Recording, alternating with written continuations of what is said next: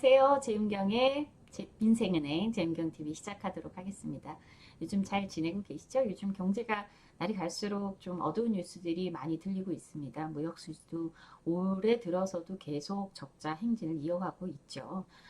우리 문재인 정부 시절에는 흑자폭이었던 것만큼 지금 윤석열 정부 들어서서 이런 무역수지, 그리고 경상수지까지 다 적자고, 심지어 대중무역수지, 중국과의 무역수지조차도 적자로 돌아서서 경제가 앞으로의 전망 계속 어둡습니다. 그래서 많은 분들이 금리가 높아지고 또 물가는 또 연초에 공공요금을 30%씩이나 인상을 했기 때문에, 그러다 보니까 많은 분들이 소득은 제자리인데 이자 많아지고, 그리고 공공요금 인상으로 인해서 나가는 돈이 급격하게 늘어나면서 먹고 살기가 너무 힘들다, 이렇게 하소연하시는 분들이 많습니다.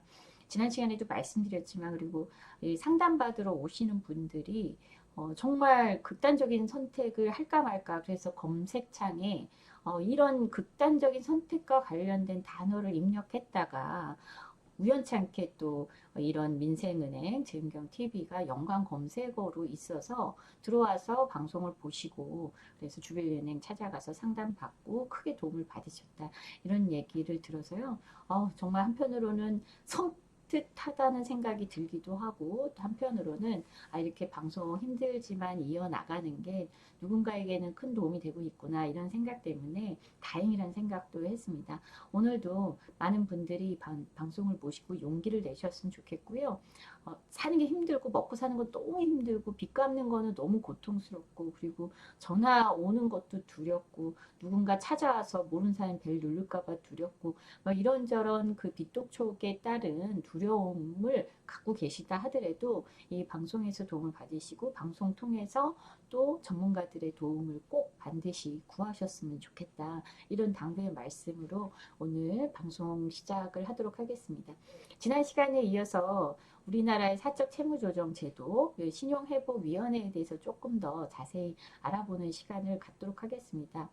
제도는 어떻게 이용하면 되는지 간단합니다. 3개월 이상 연체됐으면 신용회복위원회 찾아가셔서 상담을 요청하시고, 이 신용회복 절차, 채무조정 절차를 그 상황에 맞게, 그리고 부채 상황, 그리고 소득 수준에 맞게 그렇게 이용할 수 있도록 도움을 받으시면 되는데요. 경우에 따라서는 또 이게 그냥 바로 이렇게 신청한다고 다 개인 워크아웃 해주고 프리 워크아웃 해주고 하는 건 아니거든요. 그래서 조금 더 적극적으로, 좀 어렵다는 답변 듣고 어려운가 보다 하고 그냥 돌아오시지 마시고요. 만약에 직접 가서 문의했는데 좀 어렵다 이렇게 얘기하면 또 주변은행이나 금융복지상담센터의 도움을 꼭 다시 한번 받아보셔서 지금의 힘든 상황, 전문가와 함께, 파트너와 함께, 특히 여러분들 편이 있다는 생각을 갖고 극복해 나가실 수 있었으면 좋겠다, 이런 말씀 드립니다.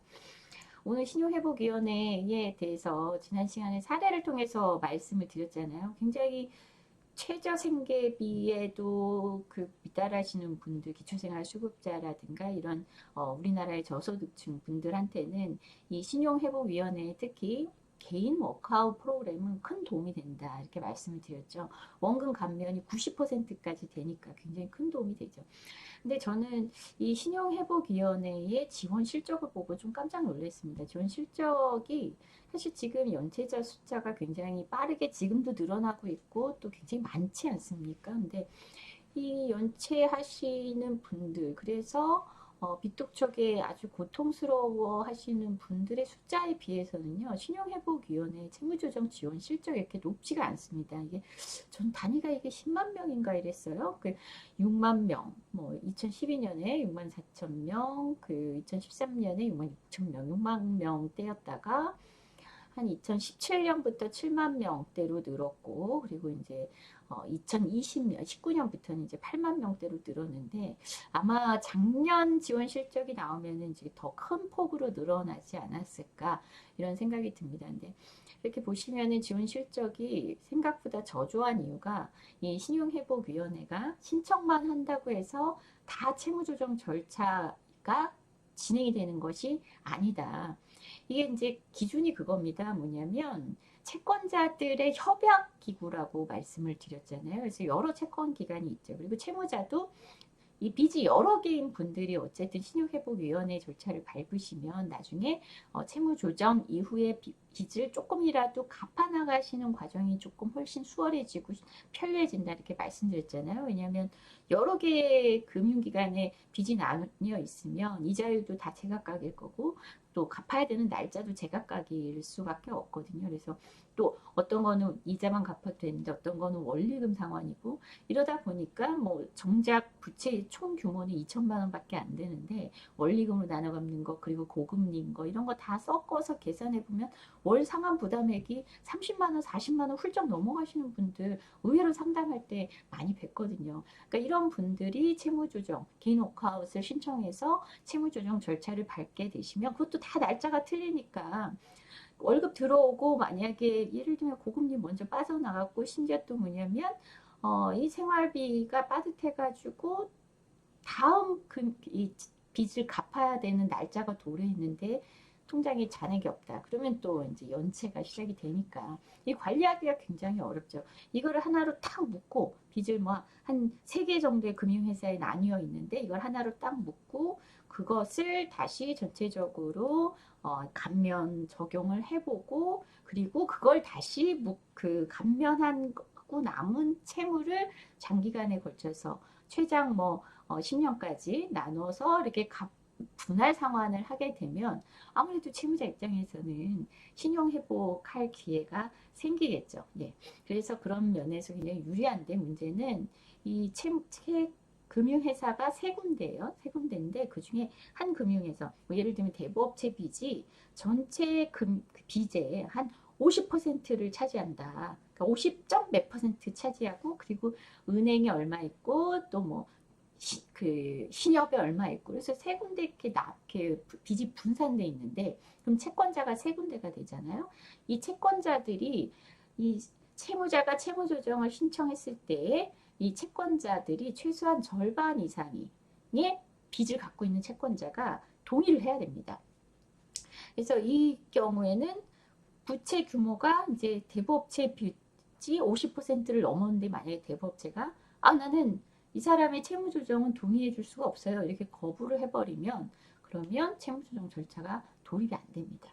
그러다 보니까 많은 사람들이 신용회복위원회를 찾았겠으나 결국 이렇게 이 채무조정 지원 실적은 10만 명을 넘지 못하는 제가 봤을 때는 사실 연체자 숫자에 비해서는 조금 지원 실적이 너무 낮은 게 아닌가 너무 조금 인색하게 지금 채무조정이 이루어지고 있는 게 아니냐 이렇게 볼 수 있을 것 같아요. 그리고 또 어떤 문제가 있냐면요. 2017년이죠. 2017년, 18년 요때 이제 서민금융법이 생기고 법적 근거를 갖추면서 원금에 있어서 감면율이 높아졌다. 원금 감면이 시작됐다 이렇게 말씀드렸죠. 그 이전까지만 해도요. 개인 워크아웃도 원금은 다 갚았어야 했어요. 이자만 감면해 줬거든요. 그리고 프리워크아웃의 경우에도 이자 감면율이 그렇게 높지 않았습니다.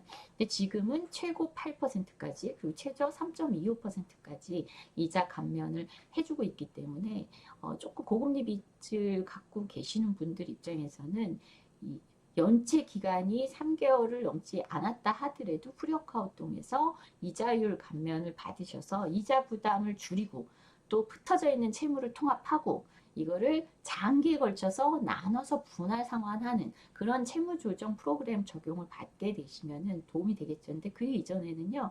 이자율 감면율이 이 프리워크아웃 굉장히 작았고요. 그리고 개인 워크아웃 같은 경우 원금 감면도 없었다. 이렇게 말씀드렸잖아요. 그러다 보니까 2016년까지도 더 이렇게 실적이 낮은 이유가 채무 조정이 시작은 됐는데 이게 중간에 탈락하시는 분들이 너무 많았던 거죠. 그래서 그때 2016년까지도 저희가 조사를 했을 때 신용회복위원회의 워크아웃 제도를 이용했다가 중간에 탈락하시는 분들이 30%가 넘었습니다. 그리고 실제 완료하시는 분은 20%밖에 되지 않았었거든요. 그러니까 그만큼 신청해서 채무조정 절차 돌입하는 것도 어렵고 그리고 겨우 채무조정 받았는데 이게 원금을 다 갚아야 되니까 이자 찔끔 낮춰주다 보니까 이걸 아무리 길게 나눠서 분할 납부한다 그래도 아주 소득이 낮으신 분들, 생활 자체가 어려우신 분들한테는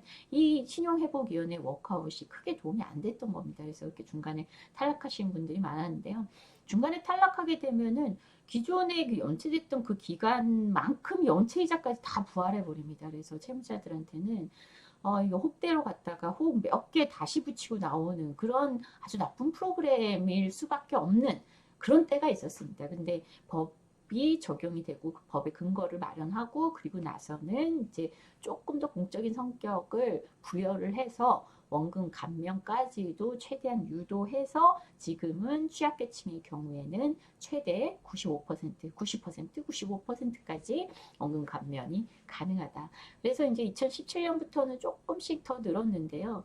그럼에도 불구하고 여전히 채권자들의 부동의 비율이 여전히 낮은 편이 아닌 것 같습니다. 그래서 이렇게 실적이 급격하게 늘지 않고 있는 거. 이거는 조금 이제 국회에서 일하시는 분들이 혹시 이 방송을 들으신다면요. 적극적으로 이 신청 대비 채무조정 절차가 얼마나 잘 이렇게 시작이 되는지 채권자들의 동의 비율, 부동의 비율 이런 것들 조금 조사를 하셔가지고 그리고 부동의를 많이 하는 금융사가 어딘지 그리고 그 금융사의 뭐 다른 민원 그리고 다른 불법적 추심 현황 이런 거 그 조사해보고 저는 적극적으로 개선해야 된다 이렇게 말씀을 드리고 싶습니다. 이 채무조정 이용자 추이도 이렇게 쭉 보니까요. 어쨌든 2021년에 8만 5천 명까지 증가하긴 했는데 취약계층 및 청년 등의 특례 지원이 차지하는 비중은 2010년에는 한 6.7%였거든요. 근데 2021년에 많이 늘어나긴 했습니다. 특례 지원이라는 거는 이제 잘 갚게 되면은 중간에 또 이렇게 딱 그 원금 감면을 더 추가로 해주는 그런 제도를 얘기를 합니다. 그래서 많이 이제 조금 이전에 비해서는 2021년, 그 10년, 2010년과 비교했을 때 많이 좋아지고 있는 것을 확인할 수 있죠. 그리고 연령별로 이렇게 보니까 확실히, 네. 30대 비중은 조금 이제 하락을 했는데, 50대 비중이 꾸준히 상승하는 고 있거든요. 그만큼, 20년부터 50대 비중이 늘어난다. 이거는 경제활동을 한참 해야 되는 상황일 텐데, 이렇게 50대 분들이 빚을 다 상환하지 못하고 신용회복위원회의 채무조정 절차를 이용할 수밖에 없다. 이게 이제 자영업자분들의 어려움도 이런 데서 좀 일부 반영돼 있다고 봐야 될 것 같습니다. 취약계층 이용자의 경우에는 보면 30대, 40대 비중은 좀 하락하는데 60대 이상의 이용자들이 크게 증가하고 있는 모습이 이렇게 또 보이죠. 네.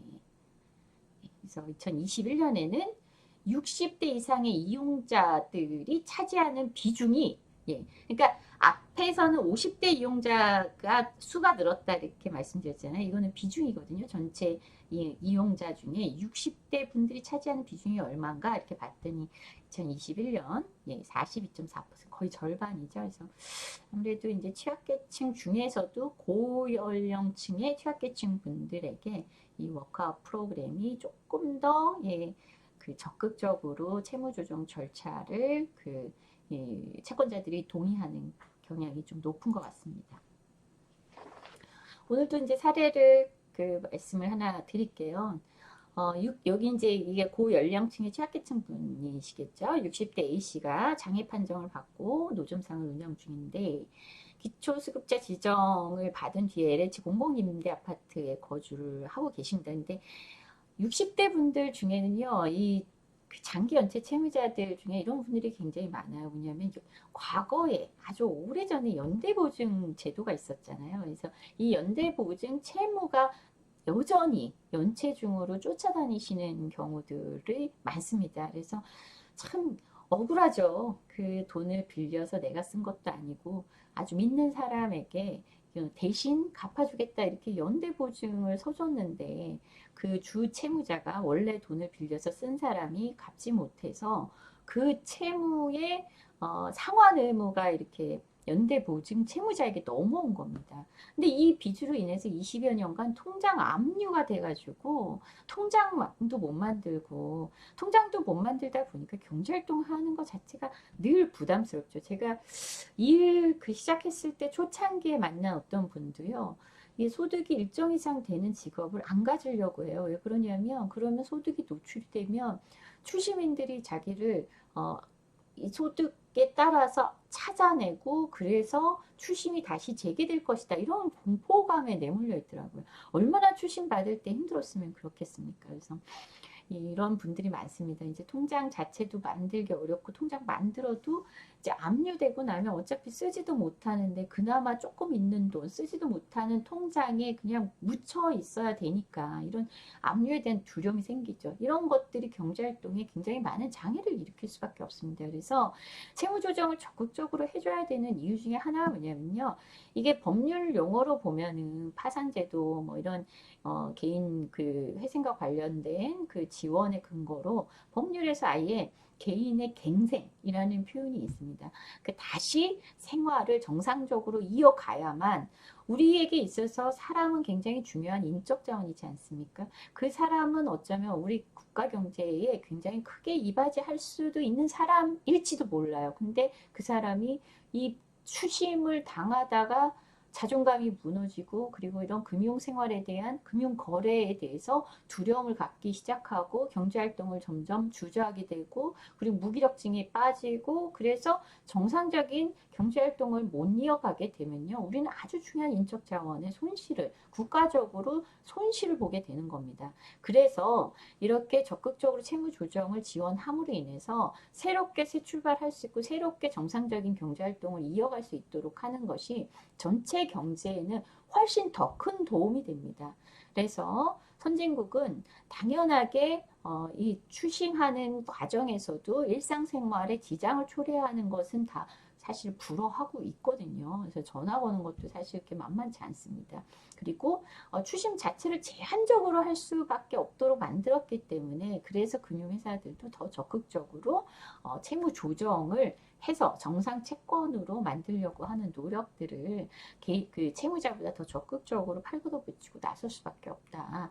예, 그 법적으로 강제하는 것 또한 있지만 사실 법적인 강제가 아니라고 하더라도 예, 추심할 수 있는 게 제한되기 때문에 그렇거든요. 근데 우리나라는 추심 제도가 제가 여러 차례 말씀드렸지만 아직까지도 갈 길이 멉니다. 더 많이 바뀌어야 돼요. 더 많이 인간적인 이 기본적인 생활을 보장받을 수 있도록 그래서 경제활동에 지장을 받지 않은 수준에서만 추심이 이루어질 수 있도록 제도가 많이 바뀌어야 되는데요. 그래서 이런 두려움 때문에 이분도 그 경제활동에 굉장히 소극적이셨던 거죠. 채무원금은 6,600만 원인데 그게 이제 캠코에 6,300만 원이 있고 대부업체 빚이 한 300만 원 정도 있었습니다. 근데 이 연체된 기간 동안 누적된 이자가 1억 9천만 원. 아, 진짜 엄청나지 않습니까? 원금의 몇 배입니까, 벌써? 근데 이제 월소득은 120만 원이고요. 그리고 월세 살고 계십니다. 그래서 이게 혹시 상속되지 않을까? 나이를 이렇게 먹으면 먹을수록 이제 그런 두려움이 더 생기겠죠. 그래서 이렇게 계속 회피해서는 안 되겠다 해서 신용회복위원회의 채무조정 절차를 알아보게 됐고요. 그래서 절차를 적용받았는데 이분 또한 취약계층이시기 때문에 개인 워크아웃을 적용받으셨습니다. 그래서 총 채무인 캠코 채권 그리고 대부업체 채권을 일괄 조정을 했고 채권 총액이 이게 원리금으로 하면은 거의 2억 5,600만 원이지 않습니까? 여기에서 이제 다 96.5%를 그러니까 특히 이자가 너무 많았기 때문에 원리금 기준으로는 96.5% 네, 그리고 이제 이게 900만 원으로 조정이 된 거기 때문에 네, 원금으로 치면은 이제 그 90%보다는 좀 낮은 수준으로 조정을 받으신 거죠. 그래서 이렇게 조정을 받고 그 원금 감면을 받고 그리고 3.5%인 원리금의 3.5% 남은 900만 원을 96개월간 매월 이제 10만 원이 안 되는 돈으로 이제 갚아 나가는 것으로 최종 채무조정 절차를 마무리를 했습니다. 이 정도만 해도 물론 저는 조금 아쉽긴 해요. 원리금 기준으로 이렇게 탕감 비율을 볼 게 아니고 원금 기준으로 탕감 비율을 봐야 되거든요. 왜냐하면 개인 워크아웃에 최대 90%까지 이렇게 좀 원금 조정해 준다 이거는 원금 기준이거든요. 원리금 기준이 아니기 때문에 좀 더 적극적으로 또 연세가 있으신 분이라서 게다가 주 채무자가 캠코입니다. 캠코가 이제 장기 연체된 채권을 샀겠죠. 산 거고. 그래서 캠코도 이 채권을 샀을 때 뭐 굉장히 저렴한 가격으로 샀을 것으로 보여지기 때문에 조금 더 적극적으로 채무조정 원금 감면 비율을 높였으면 좋았지 않을까. 만약에 90%까지 크면은 뭐 6천만 원에 90%, 6,600만 원에 90%다 그러면 사실 한 500만 원 정도? 예, 500만 원, 660만 원 정도 남겼으면 됐죠. 그러면 한 300만 원 정도는 더 받을 수 있지 않았을까. 이런, 예, 아쉬움, 욕심을 조금 더 내봅니다. 어쨌든 이 정도만 해도 10만 원이 안 되는 돈으로 96개월간 이렇게 나눠 갚는 것으로 최종 타결이 됐는데, 연세가 많으셔서 96개월 동안 이렇게 갚는 게, 그리고 10만 원이란 돈이 또 연세가 많으신 분들한테는 적은 돈이 아니거든요. 그래서 이게 혹시 중간에 또 문제가 생기지 않을까 하는, 예, 걱정은 조금 있지만, 예, 그래도 기존에 아예 그 손도 못 대고 있었던 상황하고 비교했을 때 굉장히 많이 양호한 수준으로 이렇게 워크아웃을 종결을 이제 했죠. 조금 더 이제 적극적으로 좀 이렇게 이 어려운 상황을 요구를 하고 그러면 좋겠어요. 그리고 이게 보면은 이제 나중에 캠코의 공적 채무조정 프로그램에 대해서 이제 한번 이 시간 통해서 여러분께 말씀을 드릴 건데 참 문제가 많습니다. 이제는 신용회복위원회보다 캠코의 그 공적 채무조정 프로그램이 더 문제가 많아요. 그리고 심지어 이제 캠코가 채권을 많이 다량으로 매입을 했기 때문에 직접 채권자의 지위인 경우도 많은데, 그래서 캠코의 채권뿐만이 아니라 이제 다른 채권도 있는 경우에는 다 묶어서 채무 조정을 받아야 되니까 신보기를 찾으시는데, 가끔 보면 채권자 캠코가 이 채무 조정에 대해서 부동의하는 경우가 있어요. 이거는 진짜 심각한 거 아니냐. 그래서 캠코가 신용회복위원회로 요청 들어온 채무조정 절차, 개인 워크아웃 신청에 대해서 부동의한 비율도 좀 국회 관계자분 계시다면 알아보시고, 이와 관련해서 공기업입니다. 캠코. 그리고 캠코가 그 채권을 매입했을 때 기존의 국민행복기금은 평균 매입 비율이 3% 수준이었거든요. 3% 수준의 산 채권 가지고 계속 받아내겠다고 이렇게 적극적으로 추심하고 심지어 신보기로 들어온 워크아웃 요청조차도 부동의를 한다. 이거는 더 악덕한 채권자죠. 그래서 이런 부분은 조금 많이 개선해 나가야 되는 대목입니다. 네, 오늘도 사적 채무조정제도 그 신용회복위원회 개인 워크아웃에 대해서 이렇게 조금 더 깊이 들어가 봤습니다. 워크아웃 제도는 좋으나 문제는 너무 신청 이후에 이 채권자들의 부동의 비율이 높은 것 같고, 그로 인해서 분명히 이 워크아웃 프로그램 도움을 받으셔야 되는 분들이 굉장히 많은 것에 비해서 신보기에 이 지원 실적이 낮은 거, 이거는 참 문제지 않을까 이런 생각이 듭니다. 그래서 신용회복위원회 우리 좀 점점 그 IT 강국, 플랫폼 강국이 돼가고 있지 않습니까? 그래서 이 신용회복위원회도 사람이 하는 일이니까 조금 이렇게 이 신청 대비 이 프로그램 진행이 더딘 거 아니냐 이렇게 조금 생각을 해보는데, 이거 조금 더 우리 플랫폼 방식으로 개선을 해서라도 지금 비 때문에 허덕이는 많은 국민들한테 적극적인 서비스, 적극적인 지원이 이루어질 수 있도록 법과 제도 그리고 신보기의 여러 그 자원이 개선이 됐으면 좋겠습니다. 이런 말씀을 드리고 오늘 방송 마치도록 하겠습니다. 다음 시간에 뵙겠습니다.